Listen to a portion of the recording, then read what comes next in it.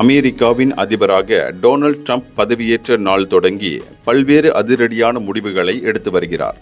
அதில் மிக முக்கியமாக அமெரிக்க பிரஜை அல்லாதவர்களை அந்நாட்டிலிருந்து வெளியேற்றும் முயற்சியில் அவர் ஈடுபட்டுள்ளார். அந்த வகையில் 435 மலேசியர்கள் அந்நாட்டிலிருந்து மலேசியாவிற்கு நாடு கடத்தப்படவிருக்கின்றனர். டொனால்ட் ட்ரம்ப் 2வது முறை அதிபராக வெற்றி பெற்ற பின் அவர் எடுக்கக்கூடிய முடிவுகள் அமெரிக்க அதிபருக்கு சாதகமாக இருந்தாலும் அந்நாட்டில் வாழக்கூடிய அந்நிய பிரஜைகளுக்கு பல பிரச்சனைகளை ஏற்படுத்தியுள்ளன.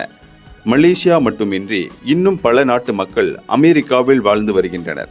முறையான குடியுரிமை இல்லாதவர்களை நாட்டை விட்டு வெளியேற்ற வேண்டும் என்ற முடிவில் வெள்ளை மாளிகை தீர்க்கமாக உள்ளது.